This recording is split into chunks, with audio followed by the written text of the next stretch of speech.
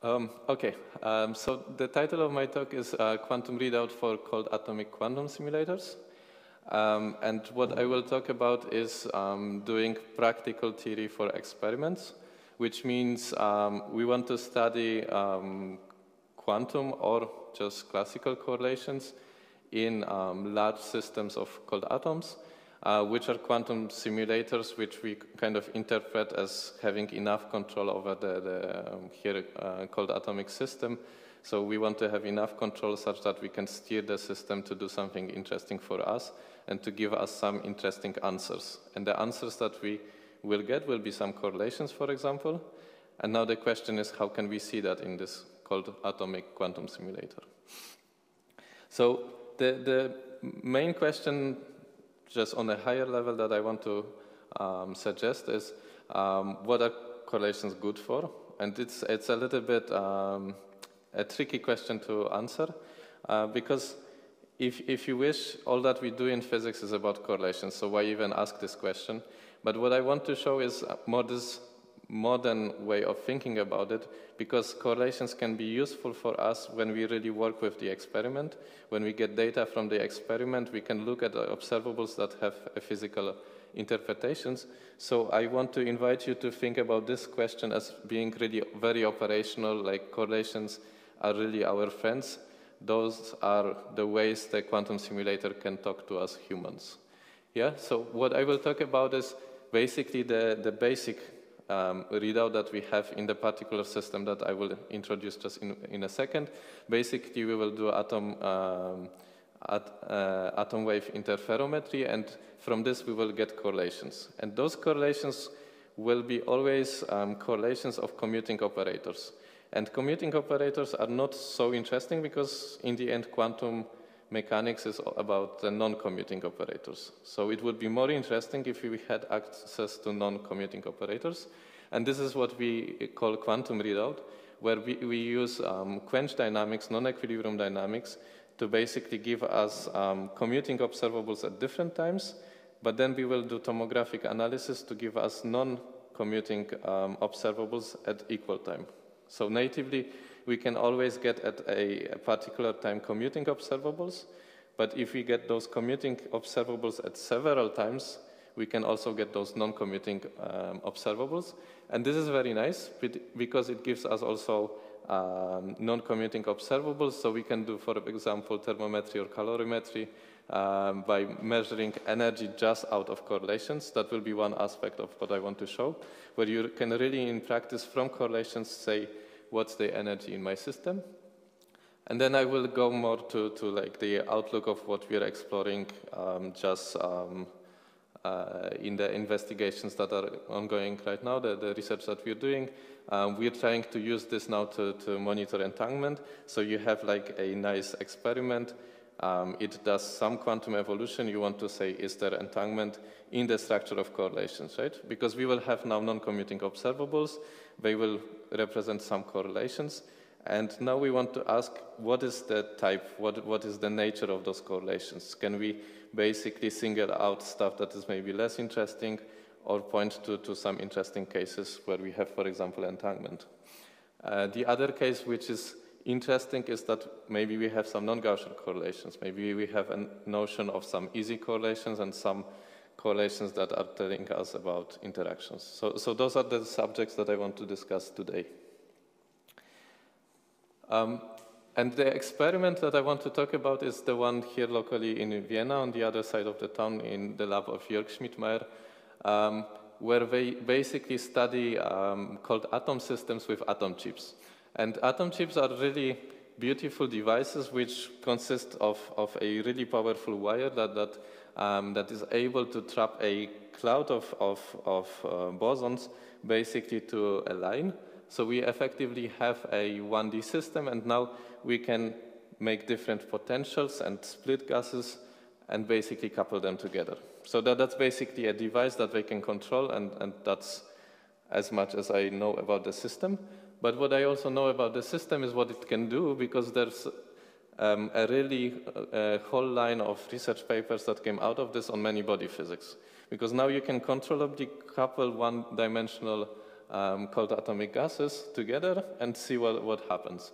So for example, you can observe non-thermal steady states. So you can see that in a large system, basically nature goes to a steady state that is not really thermal. That's very interesting for many body physics. You can do basically non-Gaussian correlations with sine-Gordon dynamics, which is basically the core of the interest in this device as being a quantum simulator, because sine-Gordon interactions are important for one-dimensional wires, electron transport through different nanostructures and things like this. So basically that's the important quantum simulation direction that people are exploring. And then you can, for example, observe non-equilibrium quench dynamics and finite system size recurrences. So there's a lot of things that you can observe with the system. And this basically comes from the native things that are on the setup. And what we are doing is we have this collaboration with Jörg, and the PhD students that took the data are Thomas Schweigler and Bernhard Rauer, and they take a lot of data. They look at interference patterns that I will explain in a moment, and then there's some non-equilibrium dynamics that happens in the system, and you can take all this data and then reconstruct, for example, non-commuting observables that then you can use for understanding entanglement. So this is basically what I want to explain in the first part of the talk. So we have this wire that is trapping the two gases in the system, and basically we have some sort of fluid of atoms, some gas, which will have some excitations on it. So it's represented by this wavy picture, and then we can couple them together. That's our system. And what we then do is we want to describe the system and derive some effective description also for the observable that we will measure. And the standard way of doing this is basically to do a phase radius or polar decomposition of the field operator describing the rubidium atom field along of the condensate. We do it for each of the 1 and 2 condensates along of the z direction longitudinally of this 1D gas. And basically we find that the density and phase are again satisfying bosonic conditions. And the meaning of this density and phase operator are basically that that they are describing phonons on the atoms. So if we zoom out from atoms that are aligned on a 1D line, basically they will start collectively vibrating due to the interactions between the gas. And then all the energy as we manipulate the system will go to this collective excitation of the waves propagating on the condensate. And the operators that effectively describe this are the density fluctuation and the phase field. So those bosons are basically representing phonons in the system, and we can actually measure them in the lab. So what you can do is you take those two condensates, they do some dynamics, something interesting for you, and then you let them fall, and as they expand, they go through each other, and you see secondary interference patterns like this. And what happens is that the interference pattern changes along of z direction. So as we go along of the condensate, I can go with my finger, and I can point the positions of how the interference stripes change. And this is a single-shot measurement of the phase field. Yeah. So at different positions, a phase at this position commutes with that one. So we have different commuting operators, and at a single time, we basically measured that operator in its single-shot realization. Yeah. So this is basically a single-shot outcome of the measurement of the phase field of the phonon excitations in the condensate. That's basically the meaning that is important for us of this interference pattern. And then what the experiment does is you repeat it many times, and you see those interference patterns moving in different ways. Yeah? And if we do that, then we basically can look at different correlations of those phase profiles along of the condensate. And it sounds very simple. It's just like, okay, we look at fluctuations, correlations, or variances of those random variables. In the end, our random variable is how those interference stripes move along of the z direction. But this tells us all about the physics of the condensate in the end. That's basically our window into the condensate. That's how we can look into it. And basically, that's all that you have. I mean, you cannot do much more in the system, because you would have to build a new detector, you would have to extend the system more, yeah? So what we want to do is, we want to understand, for example, the simplest thing. For example, the second-order correlation function of this phase field that describes the phonons. And the interpretation of the phi field is actually that it's basically the quantum phase. And a phase, physically, we can measure only relative to some reference point. So in the end, we have to reference to some position along of the condensate, and the auxiliary positions will be with respect to this Z0 that is constant and is sort of fixed for all the expectation values. And basically, such a correlation function, you can already start connecting to theory and so on and so on. So that's basically a starting point to understanding some sort of modeling of the system, yeah? And now how we get this from the data is basically we take a lot of profiles, we reference them to, for example, the midpoint, and then look how in different realizations, how the phase profile changes, and take the second moments of that. And this is our estimate of the second moment of the phase field. Yes? So this is the starting point for us. And then you can make those pictures. And you get pictures like this. And then the problem is, okay, it gets a little bit messy. There's this referencing that is kind of physically motivated, but it changes the pictures to create this X pattern. And then you see it fluctuates, but grows, goes down. It's difficult to interpret this pattern. If you work with the data a lot, you can understand those pictures and more or less know what's going on in this system. But I cannot explain this in one sentence. And now what we can do is we can do modeling of the system and actually go to a different basis and basically learn much more and get much simpler equivalent representations of this picture in a different basis. Yeah. Okay. In that product, yeah. The first and the second term correspond to the second and the second stripe of condensate, or I'm here? Yes, when you do the product between phi minus phi in Z minus phi in Z0 and then Z prime and Z0, they are referring to the same stripe, or they are? So the I means I did n realizations of the experiment, and phi I is the profile, so it's this function. And then you say I fixed two different positions on the condensate. They can be the same position. On the same stripe. So what the interference measures is basically the relative phase between the condensates. Yeah, okay. So it's basically, there's no notion of individual stripe, because what we can measure is the relative phase. Yeah? And there's also the symmetric phase, but we don't measure this by interference, and that's a completely different story. So basically, we have only this one direction, and we measure it by the different cases, yeah? And then we see how it fluctuates. But essentially, this becomes a random variable, and this is the second moment of that random variable. That's all we have, yeah? Yeah. Okay. So basically, I talked about the degree of freedom that we have. It's the Phonon field. It's basically some sort of bosonic description of the system that we have. And I told you from the interference stripes that you can measure in the experiment, you can get some quantities related to this relative operator, so the relative phase. Yeah. And now the question is, okay, what is sort of the physics that is going on the condensate, right? I mean, I have some Bose gas. Maybe if I cool it down, I take out some energy. Maybe if I kick it, there will be some waves going through it.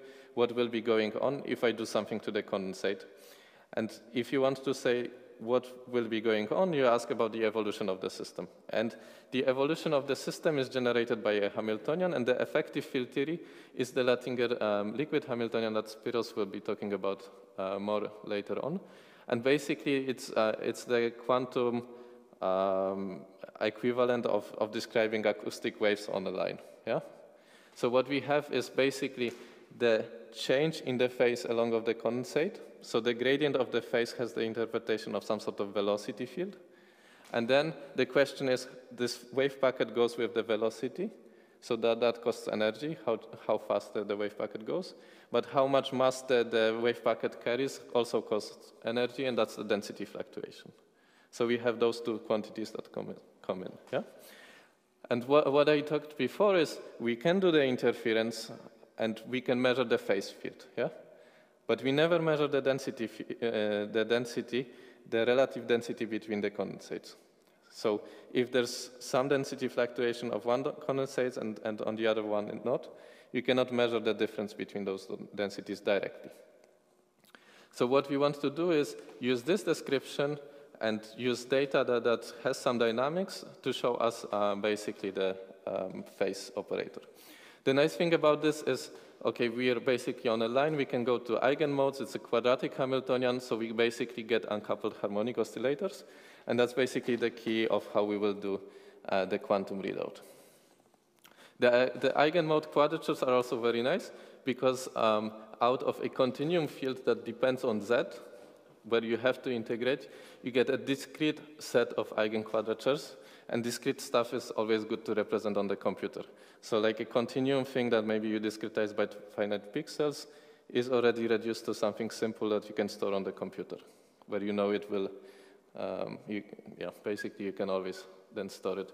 So this transition for continuum and discrete modes is nice, but this is basically saying we go to eigenmodes of the system. And because of trapping, we have the discrete eigenmodes. So then, if we look at the Hamiltonian, it's basically of the form some bosonic operator x squared plus p squared, and then we sum over it.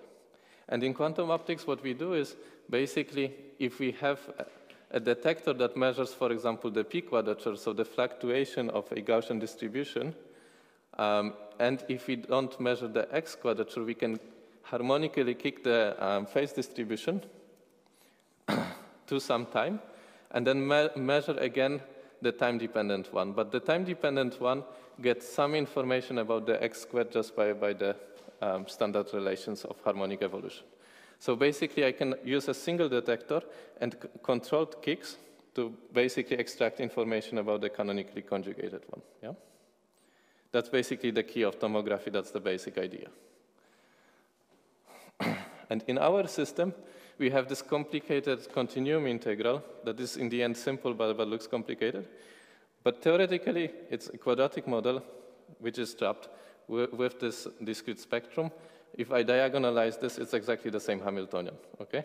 Now, the problem is it's a many-body system with 5,000 atoms that are vibrating in different ways, so you have a lot of modes. It's not a single fiber or something that you do tomography on.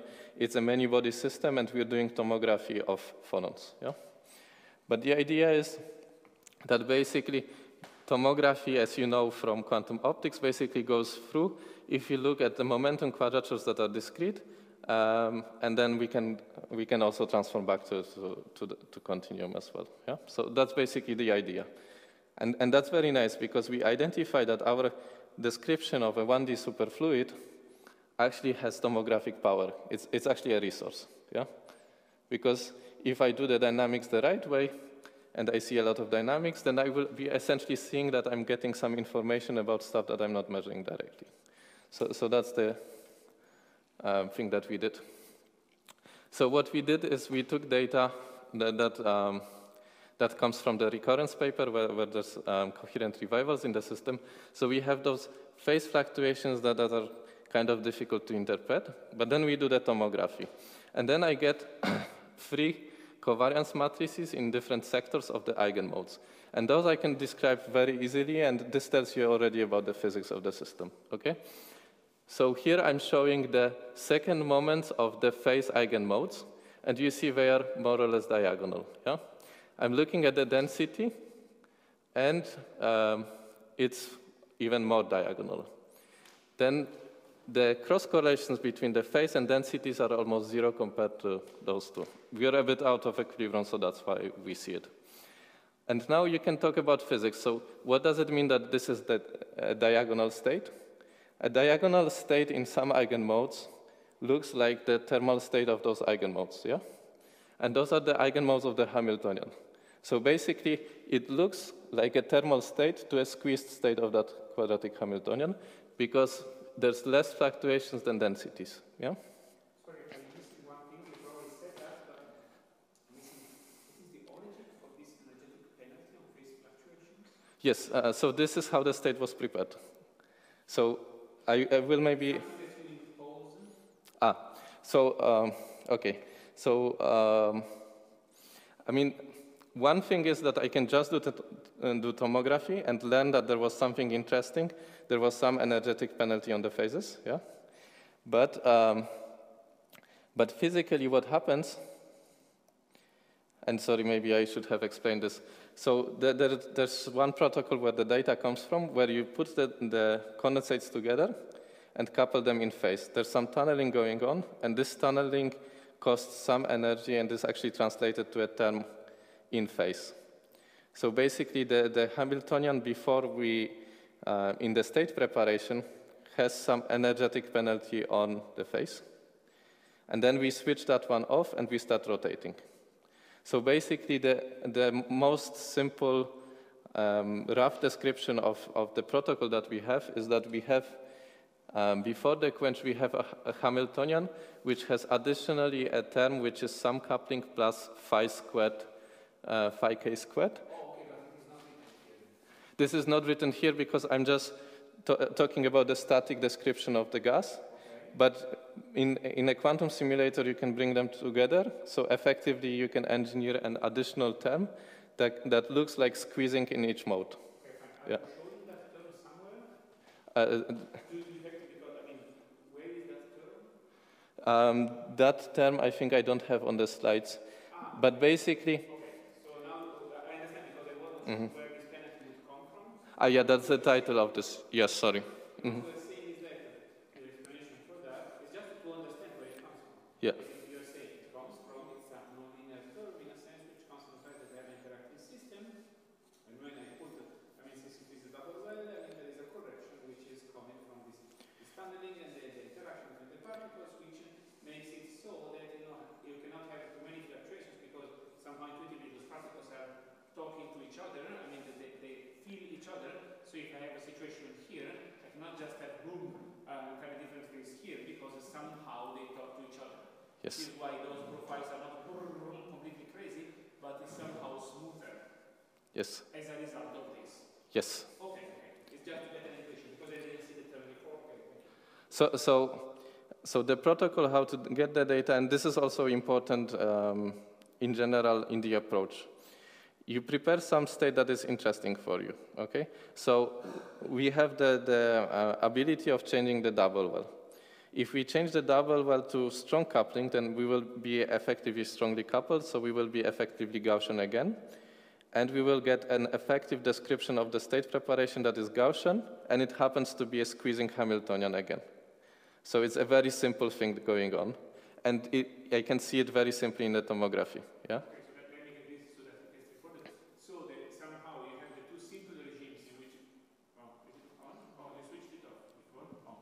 Good. So, so the point is, either you have the regime in which the wells are strongly coupled to each other, and this is not interesting, or the regime in which they are decoupled, and this is also trivial. So the interesting thing is when there is a little bit of coupling, which still enables you to have those fluctuations, but I mean those fluctuations are coupled across the longitudinal direction, and this is where you get something which is interesting. How you modulate that, this is related to the barrier height, which is also possibly, because you mentioned yesterday that there are questions connected to control, in the sense that the regime that you have for that barrier height will influence the degree of nonlinearity you have and also the following dynamics. And so this is why you can have some optimization in the control by playing with that parameter in the intermediate regime. Did I get it right? Yes, But so control could be how we drive this coupling. If you would like to, for example, try to squeezing selectively individual modes, that's one question of control. Sure, no, okay. So and this is maybe something that we will discuss, I mean, afterwards. Yeah. But for me, the important question was, I mean, to identify where is the interesting regime, and this is where you get this penalty, because you have a certain degree of nonlinearity in such a way that you allow those fluctuations, but they are not, they are smoothened out somehow, because they cannot be too wild. Is that the right picture that I'm getting as an intuition? So the question of nonlinearity is, it's true, it's completely related to the double well. If the coupling is very strong, then the description is effectively Gaussian. In between, it will be the Sine-Gordon regime, where we're in the strongly correlated many-body regime. But I'm not talking about this here. It's like the simplest example of applying the tomography. Okay, so but the Sine-Gordon is really in this regime in between, which is interesting. Okay, and so here only talking about the tomography, but somehow also when you talk about the tomography, what comes out is that, I mean, you have an interesting regime also when you are in this intermediate coupling values. But in this case, we are non-Gaussian, so second moments will not be so interesting. So it's actually, this is a nice example where we can study basically thermal squeezing implemented in the system, where we go from Gaussian to Gaussian. So actually reconstructing the second moments, it's all interesting. If you want to study the strongly correlated regime, you would have to probably do something interesting for fourth moments. It's more difficult, and I'm actually talking about this later. Okay, I think I got a little bit of that. No, thank you because it wasn't clear where it came from. Good. So basically the idea is you have some state preparation that I actually don't have to talk about in detail. You have some state and you don't know what it is. Then you get non-equilibrium data that is described by the dynamics by exactly the Hamiltonian that I said. And this is doing the tomographic rotations in each mode, and I can reconstruct, yes? And then it happens that I can, from the new information in the basis where I reconstructed, I can talk about physics. Because from the observed data, I can tell you exactly what was the preparation, and that we had an energetic penalty on the phases, yeah? Because what is the energy in those correlations that I reconstructed? It's basically the diagonal, yeah? Because the Hamiltonian is omega k phi k squared. Phi k squared expectation value is this one. And the delta rho squared expectation value is this one, yes? So basically, the diagonals tell us about energy, and the energy sits more in the density than phases. That's what I observed from the data, and I can learn this by saying, I know the physics during the time when the evolution happens, and I can tell you what was happening before. So I'm getting a diagnostic tool, but it's based on correlations that can tell me about the energy in the system, and then I can do a temperature fit and extract data and so on. So basically, that's how we extract information in this simple case. Now, we can actually do much more. So for example, in the system, there is an order parameter for this exactly energy penalty on the phases. It leads to the fact that along of the condensates, this order parameter is almost homogeneous, yeah? And it's very strong, it's very pronounced. And then you make the quench of whatever was happening before. You go to the Hamiltonian that I showed, the basic Latinger liquid Hamiltonian, and you see that this order parameter goes away, and then bumps up, goes down, bumps up, yeah? So those are coherent recurrences of basically having a linear spectrum, because that's how the system was engineered. And then those omega k modes are all coming together, so they all go fast. When the smallest one comes back, they all come back, yeah? So that's basically the observation of Bernard. That was his main PhD project, I think. And then we can take this data and say, okay, let me take the data in the initial state that I took, so basically the first interval. And let me reconstruct, and I can see, okay, I see those revivals, yeah? But I can also take data between here, where it seems defaced. So I can take data where I would look directly at each time individually I look, it tells me there's no phase locking, there's nothing interesting going on. But all of them are related to each other, and I get a lot of information from those phases, and I can connect them because I know the physics. So I put them together, I do the tomography, and I say, okay, you gave me data which looks dephased, but it was actually phase locked in the beginning, and it actually, sometimes it works nicely, sometimes there's statistical fluctuations, so, error bars can explain why sometimes we're a bit lower. So you can really take data and say, okay, you can even extrapolate, yeah? So basically, the simple information from the phase interference patterns that we extract, if we add on top all the physics that we understand about the system, and on top of that, the signal processing and the reconstruction methods that we developed, we can really understand much more about the system suddenly from this simple entry point which is the interference, yeah? And then we can even go towards questions of many-body physics. So what I can do is I can add the diagonals of the plots that I was talking about, and this is basically giving me Phonon occupation numbers. So the Phonon occupation number is defined as phi k squared plus delta rho k squared. And over time, I can basically take data in different times, and that data might be affected by something. In the quadratic model, those are perfect constants of motion. In the experiment, it might not be exactly that model, so it's maybe not true. And what you find is that those expectation values are constant, but the individual behavior of the two components of that, so this number is basically the sum of those two curves, yeah? And the sum is constant, but the oscillation between those two is going down, yeah? And in the quadratic model, it should be perfect. It should be perfect flip-flopping all the way through. And there are some stray interactions, some perturbative effects on top of the Latinger model that show up out of equilibrium. So basically, those are RG-relevant terms, so they don't modify the occupation numbers, but out of equilibrium, they pop up in the dynamics, and they lead to this dephasing. So if you look at this, okay, you ask why those revivals are not perfect. In the Latinger model, they are always perfect. The experiment is not perfectly the Latinger model. But I can look now with my tomographic model underneath what's going on, and I see the decay of the revivals is actually due to dephasing of the individual modes. And they don't change in occupation numbers, but the dynamics is modified.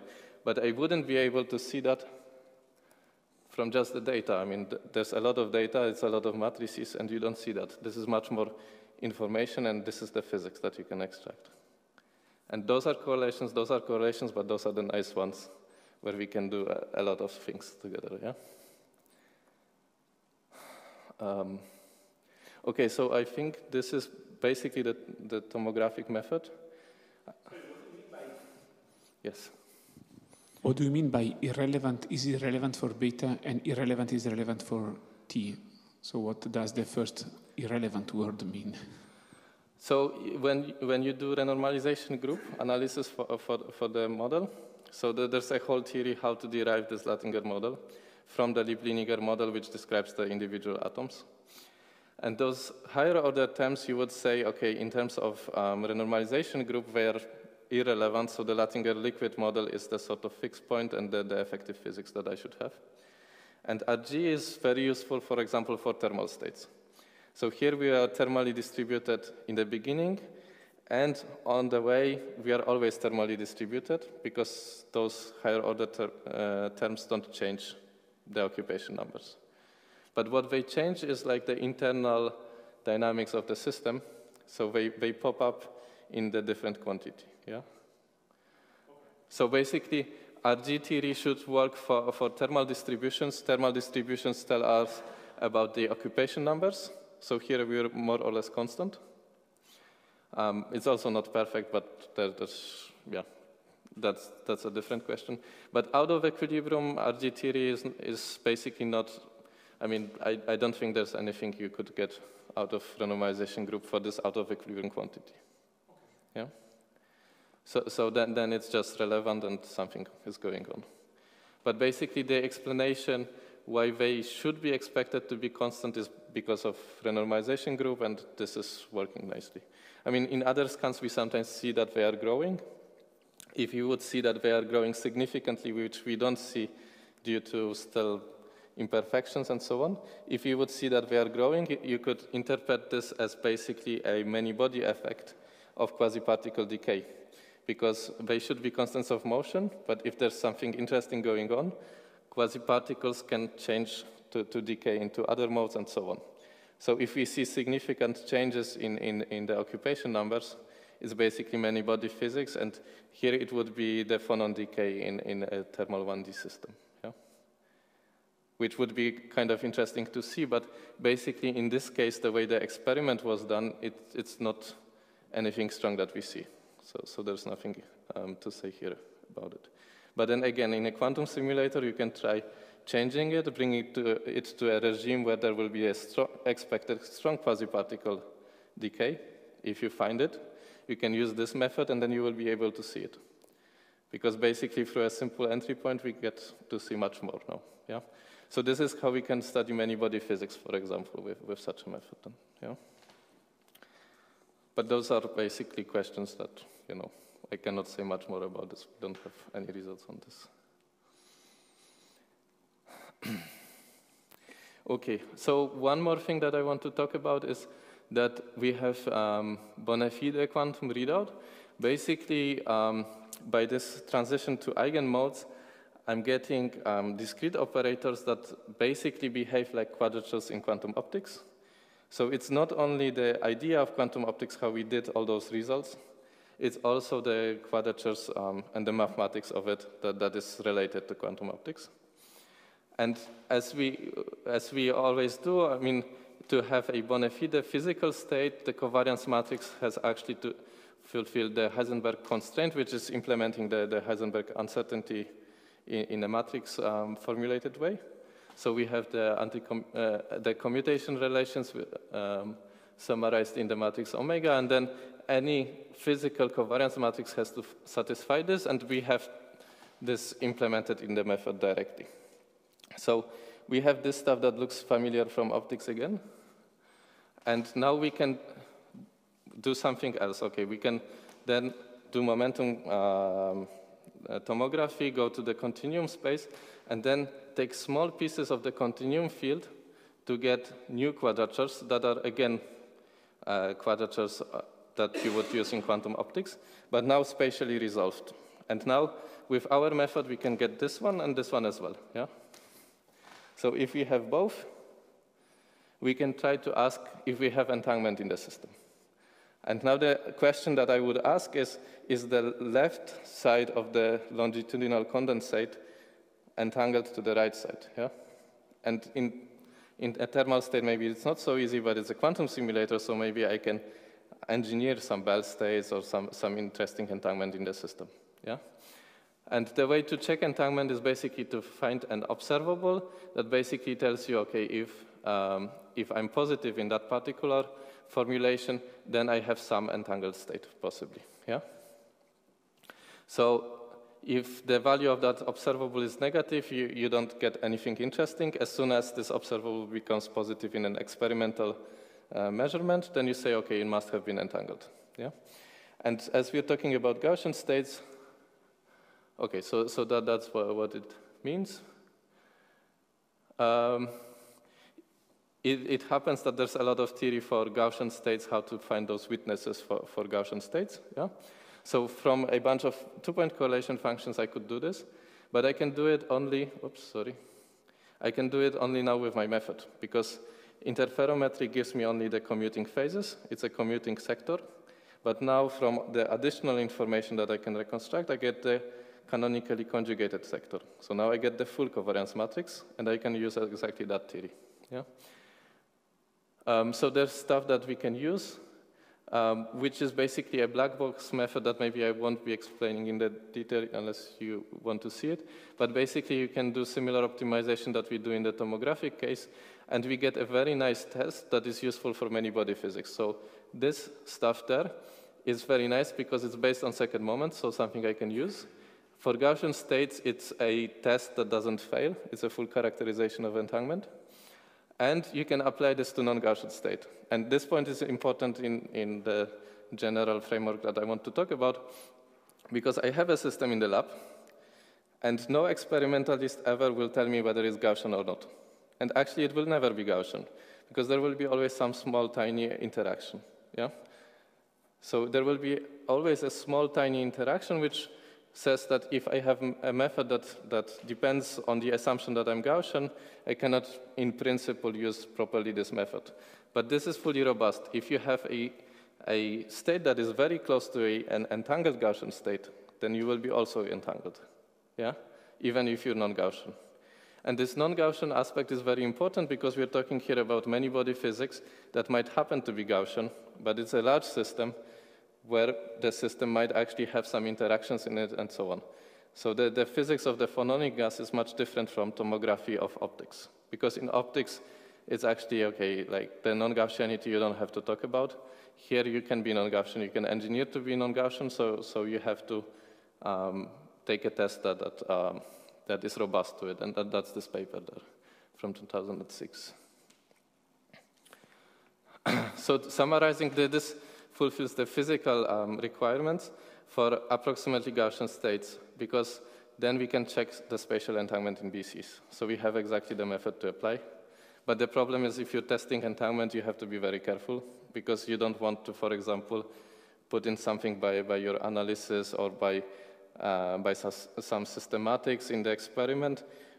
You want to be really sure that the correlations are sort of non-classical due to them being non-classical in the system and not because something is happening on the way. I mean, this is a good starting point, and basically this is a nice connection to our method, yeah? Because there's a direct connection, but we have to be more careful in the analysis. So what I talked about is, in our approach, we, from the beginning, ensured that we will get a physical description. So if I reconstruct something, I can tell you with certainty, I can associate a density matrix, so I can describe your system, I can model it statistically with a quantum state, and it will be a bona fide state always, yeah? So this is very nice, and having those physical correlations, it's nice to have it. But the problem is that you can do it for Gaussian states, and if you want to go to higher order correlations, so to understand tomographically many-body correlation functions, it's actually a difficult question, because you would want to reconstruct something that you don't know, but you don't want to reconstruct the full state anymore because it's a huge many-body state. So what you want to do is, for example, reconstruct some part of the 4-point correlation functions.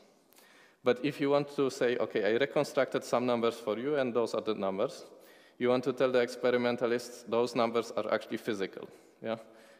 Maybe my method is affecting you or something like this. So there's a question in quantum information theory which says, I give you some numbers, and I claim those are expectation values of some quantum system. And then checking for consistency of those correlation functions, so whether they come from a physical state is actually computationally hard, and also for the quantum computer, yeah? So this is kind of the difficulty, because if I reconstruct something, I will get some numbers out, and they might be unphysical. So ensuring this is much more difficult. So there are some interesting problems to solve.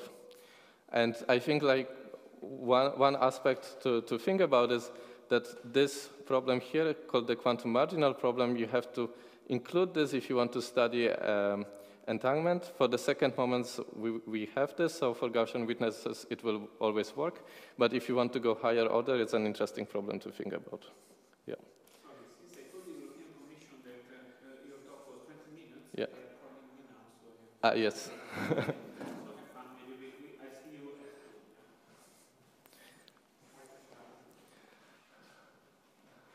Okay. Yeah, so I mean, there's some challenges if you want to generalize this. Okay. Okay, so now I'm coming to what exactly Tommaso was asking about, but I think he was happy. So what you can do is, if you're in the intermediate regime, you can have a cosine interaction added to the Latinger Hamiltonian. And it's nonlinear in the sense that it's not quadratic. So if you go to first order, you have the identity that you neglect, and first order will be phi squared. That's the squeezing term. But if you're in the intermediate regime, this might be an important nonlinearity. And this nonlinearity induces basically deviations from Gaussian states that you see only on the level of higher order correlation functions. So even a non-Gaussian state has a covariance matrix, so that's fine. You cannot detect non-Gaussianity on the level of second moments. But in this system, you can also go to higher order correlation functions. So you build the estimator just by making a longer product. You take the estimate, you get an estimate of that, and you can measure this for different systems. And then what you can do is to say, okay, I also measure the second moment, take the second moments and calculate the weak expansion to get the fourth moment, subtract it out. If I get something non-zero, it means I'm non-Gaussian. And then you can do it for different realizations of the experiment. So sometimes the connected one will be completely white, but sometimes it will be non-trivial. And those are non-Gaussian states that are sort of in between when the double well is somehow in this intermediate regime. So this is how basically non-Gaussian correlation functions were detected in this system. And then you can study this for many body physics that I will not talk about too much. But then we can follow up on this question and say, okay, it was interesting to do non-equilibrium dynamics after those state preparations. Let's do basically a quench of this interesting state. And if we do a quench, let's decouple them. There's no tunneling, so we will go back to the H0 theory. So from some thermal state of this H of J Hamiltonian, I will go to the dynamics when J is 0. And they don't commute, so there will be some non-equilibrium dynamics. And then the question is, I will go to a quadratic evolution of a non-Gaussian state. Will the non-Gaussian state become Gaussian due to the Gaussian evolution? Yeah? And there's different papers on how to do that. Spiros was also doing this for massive and massless field theories. And basically the idea is that if we have a finite correlation length, then the weak type expansion holds for faraway correlations. And if you have a quench, then those faraway correlations come into close ones. So if you measure something locally that was non-Gaussian, then basically the Gaussian stuff that comes in, and basically you become Gaussian. That's very rough, the description of like the theorems that you can derive to show that the state will actually become Gaussian. Yeah? So we can expect in theory the state to become Gaussian because of the dynamics. But the problem is that this you can derive in the case where you have basically massive wave packets that are spreading. If you have massless excitations, it's actually not so clear. And you actually don't expect this exactly to hold. But now the surprise comes that if you do the experiment, you can do all this stuff. So you have the higher order correlation functions, and you calculate all those things. Now I'm referencing to the edge, and I can look at them. Okay, they might be strongly non-Gaussian. If I look at the ratio between the weak correlation function to the connected, if this is much larger than this, then this should be small for a Gaussian state. If it's significant, then I'm non-Gaussian basically all over the space. And I can now look at the dynamics. So I quench the system, start evolving. You see that this ratio is starting to get modified, and from the scale, which was roughly 5 initially, it goes down. After 3 milliseconds, we have 1, and then it goes to 0 almost completely. Yeah? But now the surprise is that you wouldn't expect this actually to happen, because massless excitations are very specific. Those are wave packets that are localized. And then the question theoretically is, how do you have this memory loss effect? You were non-Gaussian in the beginning, and suddenly you're Gaussian, so you forget that you were non-Gaussian in the beginning. And the experimental explanation is basically that those are the phase correlation functions, and there's also the density correlation functions that were Gaussian, and they are getting rotated in. And they basically, again, by this tomographic rotation, the phases get rotated. The densities that are Gaussian get rotated in, and basically they become the phases. So now phases over time become the Gaussian densities in the beginning. That's basically the explanation. And this is surprising because we weren't expecting this in theory, but you can observe this in the experiment. Okay, so then basically we can continue this picture where it goes down all the way down. And then basically a measure of non-Gaussianity comes completely down, but this plot is just showing, okay, it does go down, but then you have to do a lot of analysis to understand what's the nature of this effect exactly and trying to make sense what's going on in the observed correlation functions. So basically that's what we're studying in the end. So I want to conclude with basically the overview of the direction which we want to go. So we want to study many-body systems because those are the interesting quantum simulation regimes. So many-body physics is interesting in that because you have nice quantum systems that are large and might be interacting. And then you want to have an entry point to see the quantum simulator. And what we want to develop is basically variational tomography, where we go away from the full-state tomography that you would do with ordinary qubits that is limited to like 12 or so qubits. You want to do it for a large system, so you might do Gaussian variational tomography. That's what we did today. There's also papers on MPS tomography, and maybe you can use neural network states and so on. So basically, there's a new type of tomography that you should be doing for quantum simulation of many-body physics, because otherwise you don't get to see the interesting effects if you don't read out the correlations. Then it's interesting to look at the entanglement. For the Gaussian case, we know what to do. Then there's interesting ones, and there's a lot of stuff to be applied in systems like that, from theory to experiments.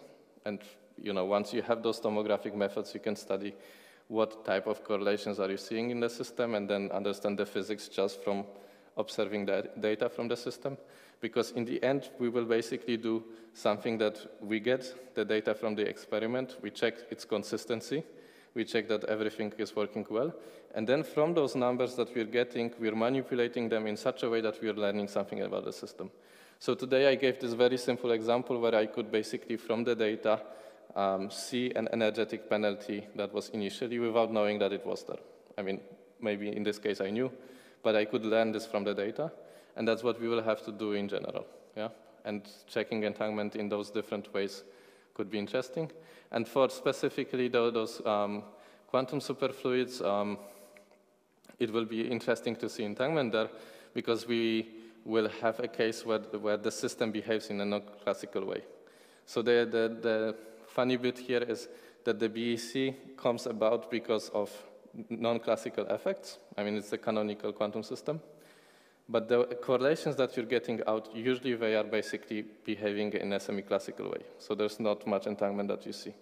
So now engineering a BEC to have some bell pairs between the left and right modes will be the interesting question, and we can study this with the quantum readout. Okay, so that's basically the conclusion. Thanks.